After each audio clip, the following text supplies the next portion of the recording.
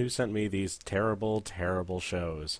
I don't know if I should shake your hand or punch you in the face for this, but here we go. Up on the chopping block today, we have Sailor Victory, Voogie's Angel, and Zaion. And you'd think that with a 1 in 3 chance, I'd end up with something that didn't make me want to fire these discs into space. But alas, 'twas not the case. Starting alphabetically, that brings us to Sailor Victory, a show about 3 robot pilots in what appears to be pre-World War II Japan on a distant planet. 'Cause that makes sense. The people are suffering severely. And so are the viewers. Now, why do I say this so soon? Well, even watching the intro tells me just how atrociously generic this show is. Maybe it's just me, but when you can tell what stock footage from the intro is going to be used in this show, it's usually a bad sign. It's worse when the show is only 2 episodes long. Likewise, I can immediately tell that these characters are going to be boring because they look like they're slumming it from other, better shows. When you have poor knockoffs of better characters in your show, you really should have given up before the thing got made. Oh, and by the way, you know you're in trouble when the show doesn't even have a Wikipedia page. So the show kicks off with the 90s version of Rarity complaining that a drill on a robot isn't quote-unquote beauty. She'd go off her nut if she saw Gurren Lagann then. So next we have Natsumi Sugimoto's robot pilot and cousin as she goes and sees one of the other pilots. The purple-haired police officer is a klutz and spaces out, and do you really care about these characters? I mean, really? They may as well be cardboard cutouts with speech bubbles over their heads. But thank goodness a bear robot starts going to wreck shop, and the special task force is called in to try and stop it. Unfortunately for the people in this town, the special task force may as well be a bunch of gunpla standing in the way of the bear monster. So it's time for the Sailor Victory team to go get naked and listen to their boss prattle. Oh, and the girl with the drill tails is also a klutz. Get it? 'Cause it's funny, right? Oh my god, this show is so phoned in. The city should be wrecked by the time it takes them to launch, so of course Zaion botches the entrance, much to the amusement of precisely no one. Yeah, thanks for ruining our great entrance, Mommy. Oh, I didn't mean it. Go power my ass! Let's level for a moment, shall we? The only reason you'd watch this show is because you want to watch some robots slap each other around.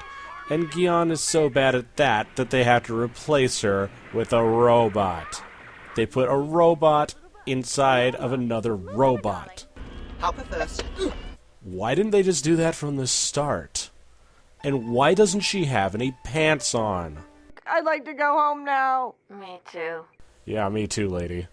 So the robot girl takes over and does an Azuna drop on the bear bot, and finally the fight is over. Who says girls can't kick ass? Well, apparently this show, because it takes 3 women and a robot who basically does all the work to take down the bear monster. You've just given us a show where neither men nor women can hack it, so you give us a machine to do all the work against another machine. I'm positive that there's some sort of social commentary in that, but it's not worth the trouble. I don't know if the second episode is a setup for a series or just another read the manga ending. Another villain shows up, the boss lady has to step in and fight, and they all get to relax by the pool for no reason other than fan service. The action is substandard, the characters are boring, and the dub is only good for a few groaner jokes. The whole thing is so steeped in mediocrity you could make lame sauce tea with it. So now that I wasted a few minutes talking about the least bad stuff, let's get right down to Masami Obari's Voogie's Angel. How is it that I keep ending up with shows from this director anyway? Virus Buster Surge and Detonator Oregon are both shows that I've taken swings at. I've got Fight Iser 1 right here, raring to go. If I get Voltage Biter Gaokaiser, I'm gonna cause like an 80s singularity in my house. Ugh, bad idea. At least this one has a Wikipedia page, if only because Obari's Wikipedia page doesn't have too many dead links. So things are going badly from the start. Report! The rear engine's heavily damaged, sir. We're taking in water, and we're losing all control. I have no control. I keep eating and eating. Earth has been taken over, and now it's up to our cyborg lady protagonist to fight back, and look real cold while doing it. Seriously, Obari's designs never seem to be uniform. Everyone is always hunched over at weird angles, and the production art, like JoJo's Bizarre Adventure, is hiring, and inevitably, someone's butt is hanging out. Are there really people out there that dig this kind of design nowadays? Ugh, spoke too soon. So apparently they hired the Shiteno from Sailor Moon and gave them crappy dye jobs to send against these wannabe lightsabers, who, by the way, have none of the charm or competence of even the 80s lightsabers. I may as well just call them Girl 2 through 5 with as much character development as they get. Characters should not speak with the same voice. If this happened, you done goofed. Anyway, in spite of them trying to go ham on these space immigrants, as they're called, it's mostly gloom and boom. But Voogie and her crew manage not to get their home base blown to shreds. Go team! So after successfully repelling the enemy fleet and crashing unceremoniously into the water, we have the end of our first episode. This is another one of those shows where the comedy falls flat because it's, frankly, not funny. Like, at all. I don't understand how no one looks at these scripts and says, yeah, I might want to take that for a rewrite.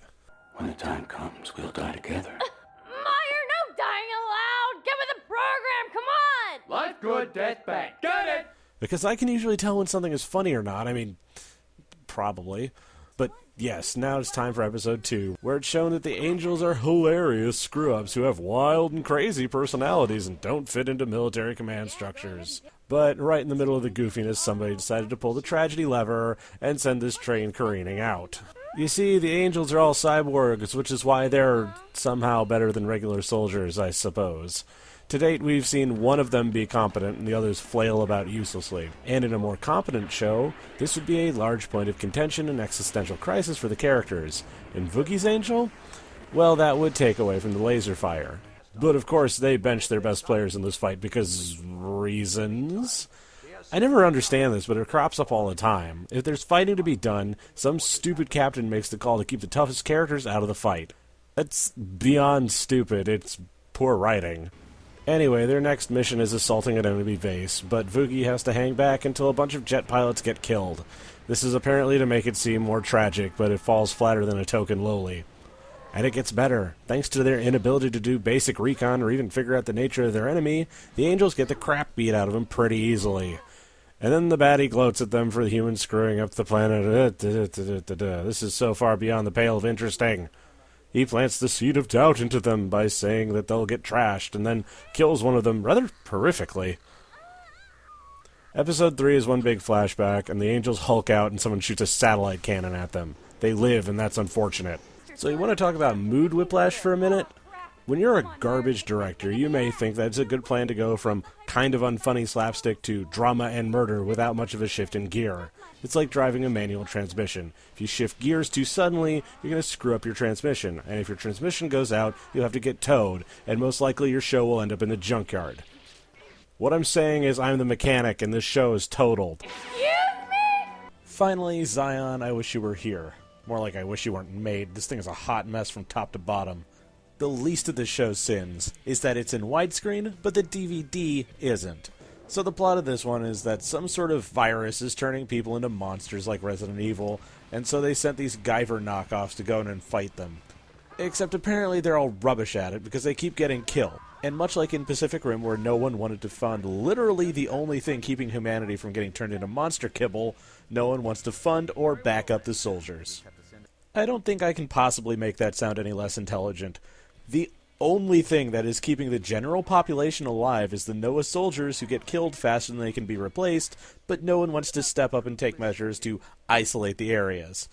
The monsters they're fighting are all virus-based life forms, and I don't know if you remember high school biology, but viruses need other cells to replicate. Depending on the type of virus it is, it could be biologically immortal, but if this is something so virulent that it destroys people's bodies that badly, I think the best plan of attack would be something akin to a scorched earth tactic.